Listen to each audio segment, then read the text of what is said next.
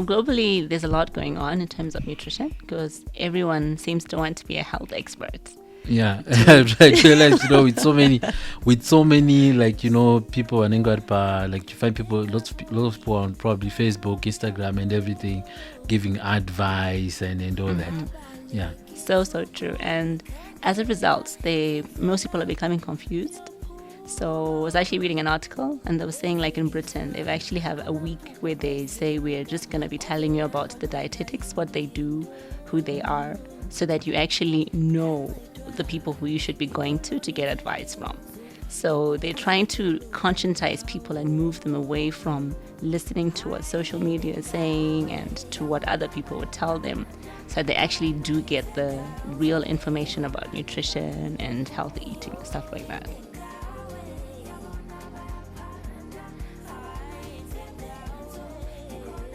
The dilemma in a lot of people who are doing nutrition is that you find kuti now you've got the probably, like we'd say, not nutritionist, let's say a 3 to 4 year program, and all of a sudden, they are now just running in circles. You don't know what exactly is it that you're supposed to do as a nutritionist. But if you look at like these global issues, you'd find that nutrition is coming in, like Ninya, I was talking about space travel. Yes. And then there's the other issue to do with nutrition and mental health. You'd find that there are certain nutrients that are related to certain mental conditions, like for example dementia. You'd find zinc, selenium, omega-3 fatty acids and all that. They now come in to your mental health. So the question is then someone will be able to say, why should a nutritionist be involved in mental health issues? I think it's very important because there's a high rise in terms of issues such as dementia and even like Parkinson's disease and other diseases which are related to the brain, simply because of the diet, like what you're saying, as well as the stress, the high stress levels that people are actually going through. So it's something that they are really trying to push, because you see a lot of psychologists, they're pushing a lot of mental health trends and mental health blogs and mental health things which are really going on.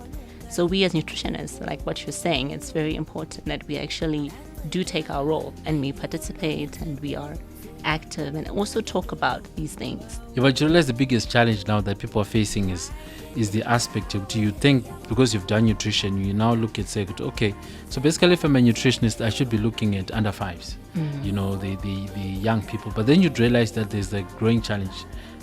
People are aging. Yes. We now have globally, have a growing aging population. And then you'd find that age group is actually vulnerable to nutritional deficiencies. Very much. So if we look like within our context of Zimbabwe, we're saying Zimbabwe nutrition matters. You'd find that there's more of a preoccupation towards under fives.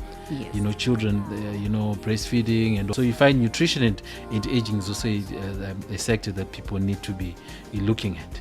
It's very true, Yeah. because even as I've also been practicing, sometimes people will come and they'll tell me, okay, why don't you go to like the old people's home and speak to them about nutrition, because there's no one who's actually helping those people to know what they should be eating about.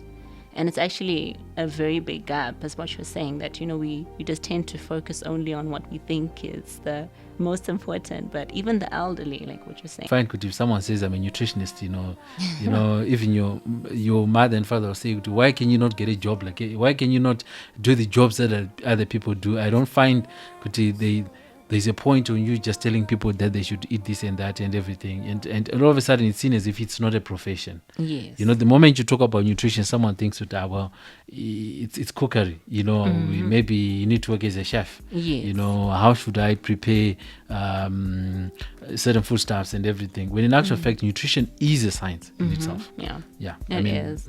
I think we need to understand that it's a science, it's nutrition. But when we're now teaching people, when we're now helping them to change their lifestyle habits, that's when we can now teach them the art of different things. That's when the cooking maybe will come in, or the blogging will come in, or different things will be able to actually come in. Because if you're to look at the nutritionists globally, you'll see that they began as bloggers. And then they actually then transitioned, or they then began to call themselves nutritionists. And they then began to have a big following because maybe they are pushing for a particular way of eating that other people would be like, okay, I can relate to that, like the vegan, or people should be eating more of the whole grains and stuff like that. So in others, the people that are calling themselves nutritionists are actually not nutritionists. Yes. So they're calling themselves experts when they're actual fact not experts. Exactly.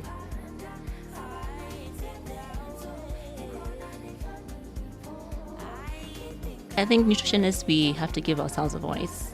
We need to be more on the places where people are going to look for information, like on Google, on the social media platforms, using media, and even blogging, just simply telling people about your area of expertise that you're actually interested in, so that they also get a better appreciation of how they can be able to live and eat healthily. So in other words, you're saying that you need to disseminate information through social platforms.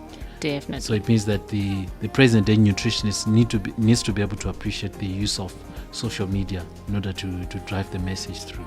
Yes. Because I'd realized that, like, exactly next to you'd find within our context, if you go some social media groups, the kind of information that is actually being disseminated, there's no evidence to support what people are saying, and it becomes very dangerous at times.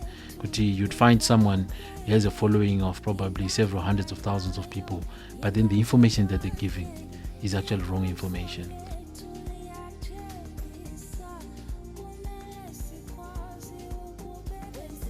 How we can be able, for example, to work towards making sure that people get information is probably nutritionists being very proactive in these groups, being members in these groups, and then trying to flash out the bad information and then bring in the good information, right? Yes, as well as also partnering with the healthcare sector. Because, like, I visited some pharmacists and I was just asking them, okay, do you know what nutritionists do? Do you have any nutritionists that you can actually refer your patients to? And they were like, we don't know who's actually out there. You're not doing anything. Yeah, that's the funny thing about it.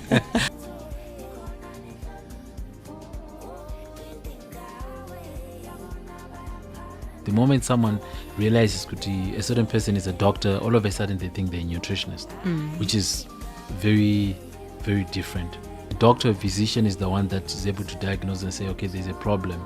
And then they actually refer the person to a nutritionist or a dietitian to come up with probably a dietary regimen that can be able to alleviate the condition, right? Yes. Not the other way around. We are not in the business of prescribing drugs, injecting people and all that. We don't cover the information that we need to actually be able to do that. Yeah. So I mean that cleans up the air in terms of what exactly we are supposed to be doing as nutritionists. Yes. The challenge is therefore to say, okay, what is it that a nutritionist should do to remain relevant, right? And the only way, as you always talk about, is through media. When you started, I was like, Thola is crazy, media. Actually, what happens, like in life, when certain things happen, you all of a sudden just say, okay, maybe this is a bad thing, and then all of a sudden it's an opportunity to venture into it. And then it's important that nutritionists also get into media. They acquire skills on how to use media, how to use cameras, how to use sound to be able to sell the message, even being able to write. Yes. I think to a large extent, most of the information that nutritionists give out is technical. It's very difficult for someone who is not a technical person to digest. So all of a sudden, those things are just shelved and everything. But if we're to present the information in a way that is probably interesting, just like what we're doing, yes, I think people will be able to get something. Because they are so hungry for knowledge. People, when you tell them I'm a nutritionist, you don't leave any place without at least 5 people coming up to you and saying, what should I be eating? Yeah, and then the funny thing about it is that probably if you've got some WhatsApp groups, you'd find that someone will just post and say, guys, this is so bad. You actually as nutritionists incubating that knowledge and then you're not sharing it to anyone. So it's true. So at the end of the day, Topesa is nutritionists among ourselves, and then the information doesn't go out there. There's no remedy. You just be able to say, look at what this person is saying. Guys, this is so bad. We've got something to do, but those words actually do not translate into action.